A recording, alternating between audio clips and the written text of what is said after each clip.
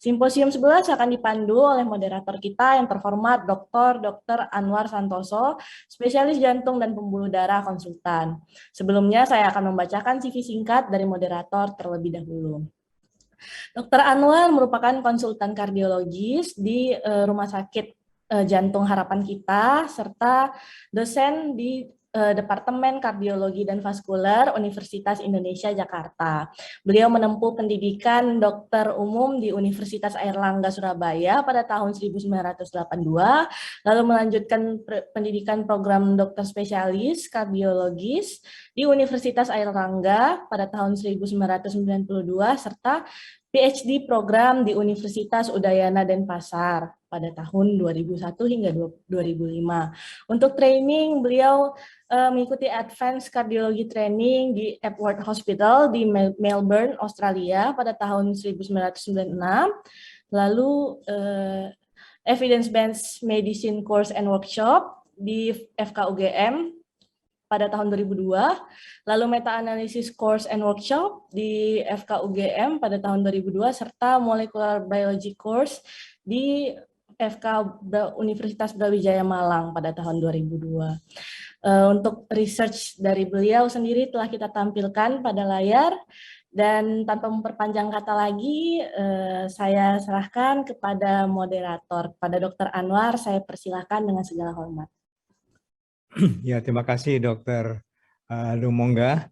Para hadirin sekalian, para teman sejawat seluruh Indonesia, saya kira ini kita suatu kesempatan yang sangat berbahagia bahwa kita pada simposium ke-11 ini akan belajar bersama tentang suatu area di mana area ini yang jarang sekali mendapat perhatian dari para teman sejawat di seluruh Indonesia, yaitu area tentang prevention and rehabilitation cardiovascular disease ya. Jadi kalau kita melihat spektrum atau konsep atau paradigma daripada pelayanan kesehatan atau dari Kementerian Kesehatan, maka ada 4 spektrum. Yang pertama promosi, prevensi, dan kemudian kuratif atau terapi dan rehabilitasi. Pada pertemuan siang ini kita akan membahas 2 tema besar, yaitu adalah prevensi maupun rehabilitasi. Ada 2 pembicara yang sangat kompeten di dalam bidangnya, yaitu Dr. Ade Median Ambari. Beliau adalah seorang dosen klinik dari Departemen Kardiologi FKUI, Rumah Sakit Jantung Harapan Kita, dan sekaligus sebagai ketua daripada kelompok kerja daripada Cardiac Prevention dan Rehabilitation. Judulnya adalah sport kardiologi, suatu area yang baru, sebenarnya tidak baru-baru amat, tetapi adalah sesuatu yang jarang dipelajari atau jarang diminati oleh para teman sejawat. Apa yang harusnya kita ketahui untuk mencegah adanya suatu penyakit kardiovaskuler?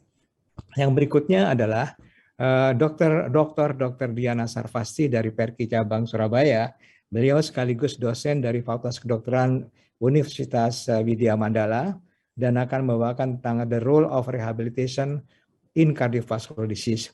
Kalau kita melihat dari judul kedua ini, maka spektrumnya yang pertama adalah pada orang-orang yang belum sakit penyakit kardiovaskuler. Jadi primary prevention, sedangkan yang kedua adalah pada orang yang sudah menderita penyakit kardiovaskuler dan dicegah dengan rehabilitasi supaya tidak menderita penyakit kardiovaskuler yang berikutnya dan komplikasinya. Silakan Dr. Ade Median Ambari, dan kita akan mendengarkan lecture dari beliau. Ya, terima kasih guru saya Dr. Anwar Santoso, kemudian Dr. Lumongga, Dr. Dayana, senang sekali bisa ketemu siang hari ini, walaupun kita via Zoom gitu ya. Apakah slide saya sudah terlihat jelas? Kelihatan jelas. Oke, baik, terima kasih Dr. Anwar.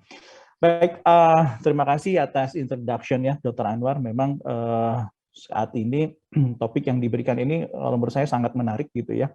Kita bicara tentang sport kardiologi. Apa yang kita harus lakukan untuk mencegah kejadian kardiovaskular pada terutama tidak hanya atlet ya. Kita tahu bahwa saat ini banyak sekali atlet, kemudian ada yang namanya recreational atlet, di mana orang-orang yang bukan atlet tapi mereka olahraganya kayak atlet gitu ya. Jadi ini sangat penting. Nah, Kita tahu memang yang kita takutkan pada olahraga apa sih, kalau misalnya pada atlet itu namanya sudden cardiac death ya. Sudden cardiac death ini memang sangat jarang, tapi kita bisa bayangkan misalnya kemarin ada pemain bola yang tiba-tiba kolaps di tengah lapangan, tapi banyak media yang menyorot gitu ya. Jadi suatu hal yang sangat menghebohkan gitu ya. Sama dengan kalau pesawat jatuh gitu ya, itu juga sangat heboh gitu ya. Memang kalau dilihat kita akan membaginya menjadi kalau misalnya sudden cardiac death yang terjadi pada mereka yang berusia di bawah 35 tahun sama di atas 35 tahun gitu ya. Kalau di bawah 35 tahun itu insidennya kurang lebih 1 dalam 50.000 atau 7 dalam 100.000. Ini saya ambil dari European Cardiac Review 2021 ya. Nah, sebetulnya apa? Sebetulnya kita harus tahu bahwa olahraga itu tidak menyebabkan sudden cardiac death. Yang menyebabkan sudden cardiac death-nya adalah underlying cardiovascular abnormality-nya, kelainan jantung yang sebetulnya kita tidak deteksi gitu ya. Nah, sehingga apa? Olahraga itu menjadi seperti trigger, pemacu ya untuk terjadinya sudden cardiac death ya. Nah, yang paling dekat kalau kita tahu dari saudara kita di Singapura ya, 87% sudden cardiac death yang terjadi pada olahraga atau pada atlet itu terjadi ya di 87%. Nah, kalau kita lihat ini data yang saya ambil, ini datanya dari Singapura, kita lihat dalam 11 tahun terakhir ternyata mereka mendapati adanya 72 orang yang meninggal karena cardiovascular death gitu ya. Dan kalau kita lihat dari 72 ini 59-nya karena ischemic heart disease, penyakit jantung koroner gitu ya. Dan kalau kita bagi lagi terjadi pada usia lebih dari 35 tahun ya. Nah, kemudian bagaimana dengan kegawat daruratan yang sering terjadi di sport? Memang jumlahnya kalau kita lihat di sini tidak besar, tapi sorotan untuk hal ini akan menjadi besar gitu. Kalau kita lihat data yang saya ambil dari circulation itu 1 dari 700.000 orang atau 1 dari 130 orang pada wanita, mereka yang berusia muda ya, kurang dari 35 tahun itu terjadi sudden cardiac death. Sedangkan pada dewasa tadi 1 banding 15.000 bahkan kalau di sini. Nah, penyebabnya akan berbeda. Kita tahu bahwa pada mereka yang usia muda, penyebab sudden cardiac death-nya lebih ke arah structural heart disease. Jadi gangguan struktural pada jantung. Sedangkan pada yang usia tua itu karena penyakit jantung koroner. Nah, kita tahu bahwa olahraga itu sangat baik.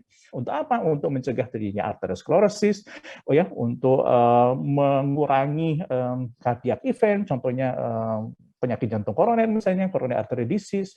Tapi pada exercise yang vigorous, yang berat, apa taruhannya gitu ya? Taruhannya adalah kita bisa menyebabkan akut cardiac infarct gitu ya, bisa menyebabkan akut coronary syndrome misalnya, bisa menyebabkan sudden cardiac death. Jadi apa yang penting? Yang penting adalah screening. Tadi Dr. Anwar selalu bicara tentang primary prevention. Bagaimana kita melakukan screening ya pada atlet atau pada orang-orang yang biasa berolahraga atau kita sebut dengan recreational atlet gitu ya, untuk supaya tidak terjadi event kardiovaskular setelah itu.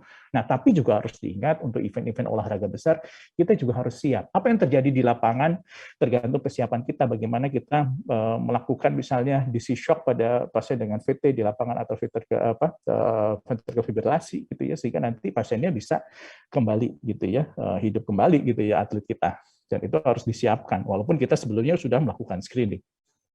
Yang kita mau apa? Kita mau safety, kita mau adanya prevensi di sini ya. Supaya apa? Olahraga terus kemudian exercise yang kita lakukan ini mencapai tujuan kita ya, membuat kita menjadi lebih sehat, terus kemudian mencegah kejadian penyakit kardiovaskular.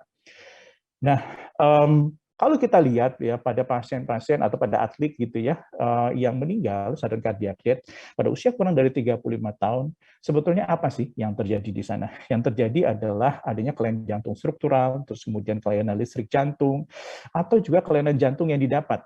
Ya, kelainan jantung struktural yang paling sering ditemukan adalah kardiomyopati, baik itu kardiomyopati hipertrofik, adanya arrhythmogenic right ventricular cardiomyopati, kemudian adanya anomali dari arteri koroner kongenital, ada juga misalnya sindroma Marfan gitu ya. Terus kemudian yang kelainan listrik jantung, kita juga sering ketemu misalnya sindroma Parkinson-White syndrome, Long-QT syndrome, Brugada dan lain sebagainya. Nah, ini adalah hal-hal yang tidak akan kita temukan kalau misalnya kita tidak melakukan suatu screening gitu ya. Oleh karena itu diperlukan suatu rekomendasi. Buat apa? Untuk kita mendeteksi apakah atlet ini ataukah nanti orang yang biasa berolahraga ini punya risiko untuk menjadi kelainan jantung atau mengalami cardiac event di hari berikutnya saat dia berolahraga gitu ya. Oleh karena itu kita tahu 2020 European Society of Cardiology mengeluarkan suatu guideline tentang sport cardiology dan exercise pada pasien dengan cardiovascular disease. Kemudian ini juga ya pada tahun 2021 Asia Pacific Society of Cardiology membuat suatu konsensus tentang apa? Tentang pre-participation screening. Bagaimana kita melakukan screening pada atlet ya yang muda gitu ya, terutama atlet-atlet yang kompetitif. Dan pada saat itu saya sendiri dilibatkan dalam pembuatan konsensus ini gitu. Dan kita terdiri dari beberapa expert dari beberapa negara di Asia Pasifik gitu ya, membuat suatu konsensus tentang hal ini. Nah, mengapa Asia Pasifik ini perlu membuat suatu konsensus? Kita tahu bahwa Asia Pasifik gitu ya, Asia kemudian Pasifik, Oceania itu merupakan 60% dari populasi dunia, sepertiganya gitu ya. Dan kita memiliki hal yang khusus baik itu dari olahraga, level partisipasinya, kemudian epidemiologi dari cardiovascular disease-nya gitu ya. Terus kemudian predisposisi kelainan dari kardiovaskularnya juga berbeda-beda. Misalnya aritmogenic cardiomyopathy-nya, Brugada sindromnya, gitu. Misalnya dari rheumatic heart disease-nya itu berbeda dengan negara di Eropa, gitu ya. Dan terutama masalah ekonomi. Kemudian masalah ekonomi, resource dari kesehatan kita, misalnya SDM kita, ya, fasilitas kita itu akan berbeda dengan negara Eropa, gitu. Oleh karena itu harus ada suatu panduan atau suatu konsensus yang dibuat oleh Asia Pasifik. Nah, untuk apa sebetulnya? Untuk sebagai guide, ya, panduan. Saya katakan ini sebagai panduan untuk apa? Untuk screening, ya, pada atlet terutama dalam hal atlet-atlet yang melakukan kompetitif gitu ya. Nah, bagaimana sih mereka membuat suatu konsensus ini? Ada 20 member kardiologis, kemudian mereka melakukan suatu konsensus, kemudian melakukan voting, paling tidak 80% harus setuju gitu, baru keluarlah konsensus ini. Nah, yang dimaksud dengan young competitive athlete di sini adalah mereka yang berusia 35 tahun, di bawah 35 tahun ya, yang berpartisipasi dalam suatu tim ya, baik tim maupun individual olahraga gitu ya, yang berkompetisi, artinya bahwa olahraga-olahraga ini yang punya tujuan supaya mereka punya prestasi dan lain sebagainya gitu ya. Nah, dan kita tahu bahwa elemen dari olahraga itu ada yang statik dan ada yang dinamik gitu ya. Kalau statik itu biasanya terdiri dari static contraction yang menyebabkan peningkatan afterload dari left ventricle. Terus kemudian kalau dinamik sebagian besar karena dinamik ya, kontraksi dari otot-otot besar, kemudian ini menyebabkan volume loading dari left ventricle. Intinya apa? Bahwa kita menggolongkan olahraga itu berdasarkan intensitasnya gitu ya. Kalau kita lihat di sini, jadi ini ada olahraga-olahraga kita kelompokkan. Kenapa kita Asia Pasifik membuat sendiri? Karena kita punya olahraga berbeda. Contohnya ada pencak silat gitu ya, dan lain sebagainya. Nah, olahraga ini kita kelompokkan menjadi statik komponen, kemudian dinamik komponen. Dan kita tahu bahwa olahraga itu nggak hanya satu gitu, nggak hanya statik aja atau nggak hanya dinamik saja gitu ya, tapi bisa ada dua-duanya. Dan kita akan kelompokkan itu menjadi statik dan dynamic intensity. Yang pertama yang disebut dengan low intensity. Nah, low intensity itu kalau kita lihat adalah olahraga-olahraga yang low static, kemudian low dynamic. Ya, komponen di sini. Jadi misalnya apa, catur, golf, bowling gitu ya, menembak, biliar gitu. Nah, itu kita anggap sebagai low intensity sport ya. Sedangkan yang moderate intensity sport itu berikutnya. Ya, moderate intensity itu misalnya memanah, wushu gitu ya. Terus kemudian baseball, softball ya. Sedangkan yang disebut dengan high intensity itu misalnya seperti apa? Misalnya Muay Thai, pentathlon, sepak bola, voli dan lain sebagainya. Jadi ini adalah high intensity sport. Jadi kita coba untuk mengelompokkannya sehingga nanti kita bisa membuat suatu konsensus atau panduan tentang hal ini. Nah, ini adalah pengompokan sport olahraga yang dilakukan oleh European Society of Cardiology. Hampir sama, jadi dia membagi menjadi low intensity, medium intensity, dan kemudian high intensity. Nah, low intensity itu apa sih? Low intensity itu adalah kita misalnya ukurannya VO2 max-nya kurang dari 40%, terus kemudian kalau dia moderate intensity 40-60%, high intensity 70-85%, dan very high intensity lebih dari 85%. Kita juga bisa melalui box scale menghitungnya atau dari heart rate reserve gitu ya, berapa persen, sehingga nanti kita bisa mengelompokkan olahraga ini gitu ya. Nah, apa rekomendasi atau konsensus yang dikeluarkan oleh APSC? Yang pertama adalah setiap yang kompetitif atlet, kita harus melakukan standarisasi apa?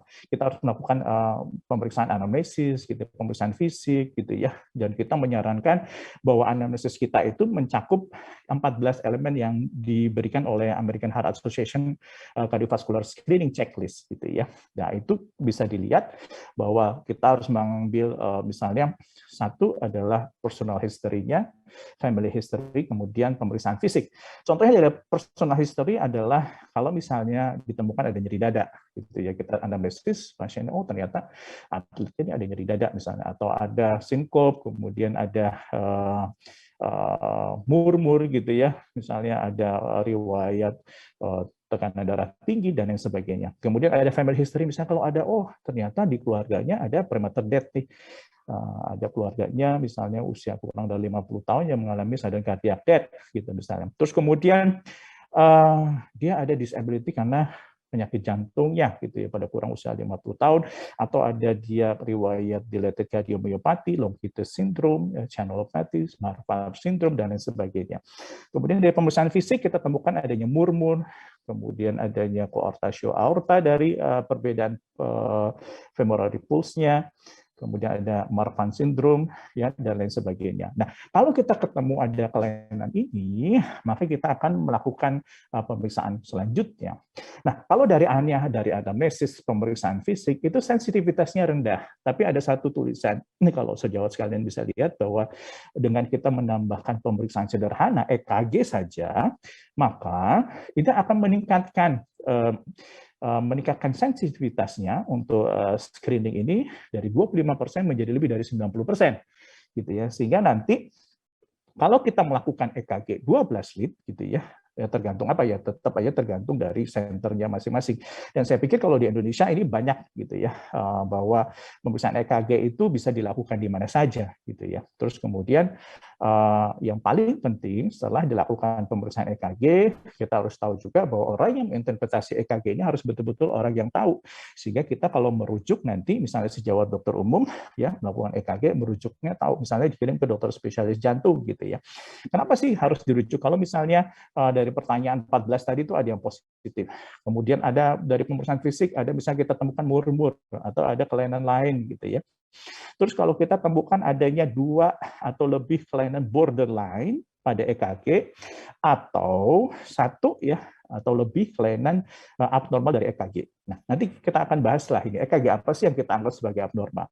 Sejauh sekalian kita suka lupa kadang-kadang atlet heart itu berbeda gitu ya dengan apa orang normal gitu ya. Ingat di sini kalau kita lihat bahwa ini adalah kriteria internasional ya tahun kriteria internasional 2017 gitu ya.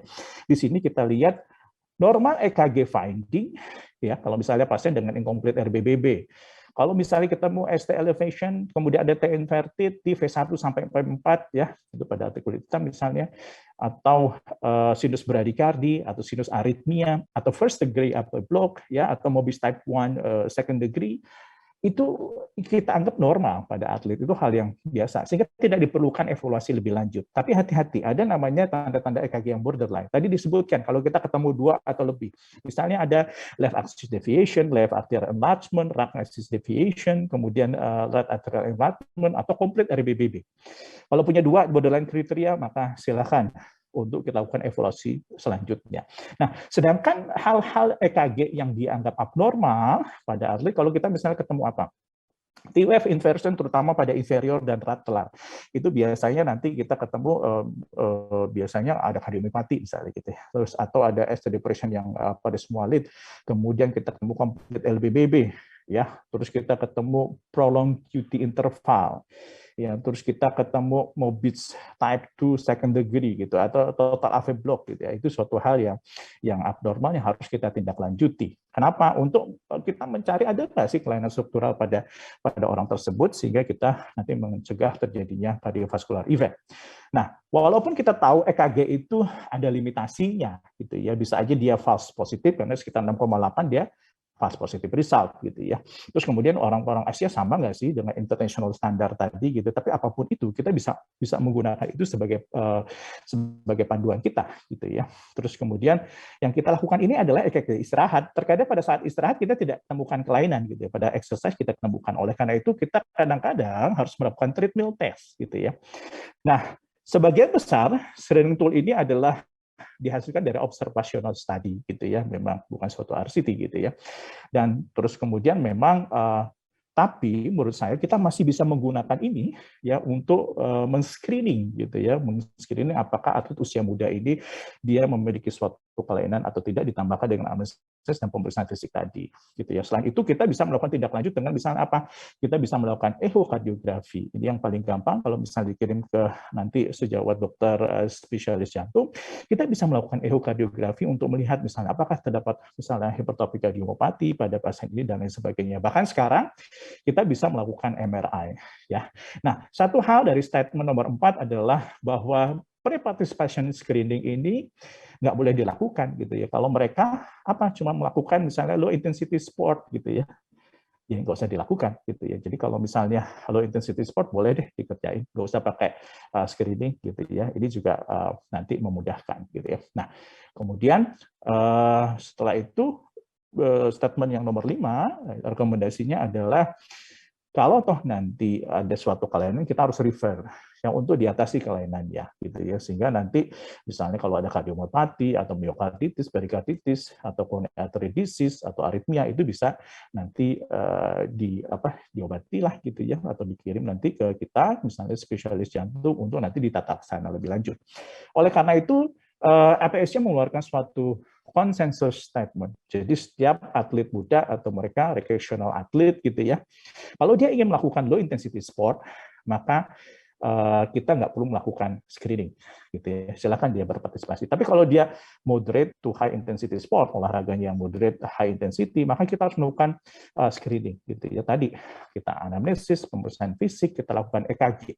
Kalau ada abnormal finding, misalnya tadi dari anamnesisnya ada abnormal, pemeriksaan fisiknya abnormal, atau kita ketemu ada borderline EKG finding ya, 2 atau lebih gitu, atau abnormal EKG finding, maka kita harus kirim untuk tata laksana terlebih dahulu. Bagaimana dengan mereka yang usianya lebih dari 35 tahun? Ini adalah guideline yang dikeluarkan oleh ESC. Yang harus kita lakukan pertama kali adalah kita harus melakukan risk prediction scoring gitu ya. Kalau misalnya dia low CVD risk, kurang dari 5%, dia menggunakan ini karena keluar tahun 2020, maka dia menggunakan skor yang dikeluarkan oleh ESC. Walaupun sekarang sudah ada skor 2 ya, skor 2 older people gitu yang dikeluarkan oleh ESC tahun 2021, tapi yang di sini dia masih menggunakan model lama. Tapi apapun itu, kalau dia low risk CVD gitu ya, kita nggak usah lakukan pemeriksaan lebih lanjut. Tapi kalau dia misalnya high atau very high, maka kita lihat olahraganya seperti apa, apakah yang intensitasnya ringan atau intermediate atau ringan lah gitu ya, atau moderate ya. Kalau dia ringan ya nggak usah diapa-apain gitu ya. Oke, boleh deh olahraga. Tapi kalau dia high atau very high, maka kita harus melakukan stress test gitu ya, atau bahkan sampai imaging gitu ya, kita bisa melakukan SPECT, kita bisa melakukan CT scan, MRI bahkan gitu ya. Kalau dia high risk maka kita harus melakukan invasif coronary angiografi, tapi kalau dia normal, oke, cukup sampai di situ gitu ya. Nah, ini adalah risk chart risk yang dikeluarkan oleh SCORE gitu, kita bisa gunakan ya. Kemudian ini juga dan nanti hasilnya kita bisa menilai apakah ini very high risk, apakah dia high risk, ataukah moderate high risk, ataukah ini suatu yang low risk gitu ya. Nah, Di Indonesia kita punya juga Jakarta Cardiovascular Score yang dikeluarkan oleh guru saya, Profesor Dede Kusmana gitu ya. Ini masih bisa digunakan, tapi memang scoring ini keluar tahun 2002 sehingga validasinya masih diperlukan. Jadi ini juga dia membagi jadi low risk, moderate risk maupun high risk untuk kejadian kardiovaskular. Tapi yang terbaru dari WHO dia menggunakan ada WHO Prediction Risk Chart tahun 2019 ini sejauh sekarang bisa gunakan. Dan kemudian Kementerian Kesehatan juga menggunakan ini, baik itu di American maupun puskesmas gitu ya. Kelebihannya apa? Dia ada non-laboratory based chart. Jadi kalau sejawat lihat, dia cuma ada, oh ini laki-laki perempuan, merokok tidak merokok, kemudian usianya berapa, tensi sistoliknya berapa, dan satu lagi pakai BMI. Nanti dikelompokkan ini menjadi kalau dia kurang dari 10, gitu ya, 10 sampai 20 atau lebih dari 20. Kalau kurang dari 10 dianggap sebagai low risk gitu ya. Ini juga kalau ini juga WHO mengeluarkan risk prediction model yang ada laboratory testnya gitu ya. Tadi di sini kan dia pakai BMI, tapi ini dia pakai total kolesterolnya berapa gitu ya. Jadi ini juga bisa punya lab atau enggak kita bisa kerjakan gitu ya. Nah, rekomendasinya apa? Rekomendasinya kalau nanti kita ketemu risk prediction modelnya itu low to moderate, ya, kita harus melakukan kalau ini kita harus perhatikan apakah nanti kita harus melakukan cardiovascular risk score atau tidak, ya. Jadi yang penting gini, kalau misalnya kita screening, ya, kemudian ada family history, kemudian ada simptomnya, ada kelainan pemeriksaan fisiknya, kita harus melakukan EKG juga, lihat. Nanti itu menentukan apakah dia boleh melakukan suatu olahraga yang kompetitif atau tidak, gitu ya. Terus kemudian bahkan kadang-kadang kita harus melakukan exercise stress test, misalnya treadmill test yang maksimal untuk melihat apakah nanti ada misalnya depresi, nanti untuk menyingkirkan apakah nanti kita bisa memberikan rekomendasi pada atlet ini atau orang ini untuk melakukan suatu kompetitif sport atau tidak, gitu ya. Ini tinggal 2 menit. Siap, terima kasih Dr. Anwar. Nah, ini juga rekomendasinya misalnya pada ibu obesitas kita bisa melakukan exercise training, terus kemudian pada pasien-pasien dengan hipertensi apa kita lakukan, ya. Ingat, yang harus diingat bahwa kalau misalnya seseorang tersebut memiliki hipertensi yang tidak terkontrol lebih dari 160 mm/Hg, maka kita tidak merekomendasikan untuk melakukan olahraga. Ya, juga pada orang tua gimana? Tetap kalau dia misalnya nanti high risk, ya, kita tidak boleh melakukan high intensity activity gitu ya. Nah, pada orang tua yang harus diperhatikan apakah ada suatu kelainan aritmia atau muskuloskeletal atau suatu injury gitu ya, yang hati-hati nanti kalau misalnya dia melakukan olahraga akan menjadi suatu injury gitu ya. Nah, ini juga kalau nanti misalnya dia sudah punya penyakit coronary artery disease, kita harus melakukan pemeriksaan lebih lanjut, misalnya risk assessment, ya, untuk melihat apakah low risk atau high risk. Kenapa? Kalau nanti dia ada residual ischemic, maka dia tidak boleh melakukan suatu competitive sport, gitu ya. Dan ini juga kalau dia misalnya juga ada myocardial bridging, maka dia tidak boleh melakukan competitive sport. Sebagai kesimpulan, kita tahu bahwa physical activity yang tinggi kemudian untuk itu dapat kita lakukan untuk meningkatkan kebugaran, terus kemudian akan menurunkan mortality maupun kejadian cardiovascular disease. Nah, tapi yang perlu diperhatikan bahwa pre-participation cardiovascular screening itu sangat penting, ya, terutama untuk melihat apakah suatu kelainan atau disorder kardiovaskular pada atlet atau rekreasional atlet yang akan melakukan olahraga. Sehingga apa? Kita tidak mau melakukan itu pada semuanya, tentunya pada mereka-mereka yang akan melakukan olahraga yang intensitasnya moderate atau high, ya. Sehingga apa? Pada mereka yang dengan low intensity tidak perlu untuk dilakukan pre-screening. Saya rasa cukup sekian. Terima kasih Dr. Anwar dan sejawat sekalian. Wassalamualaikum warahmatullahi wabarakatuh.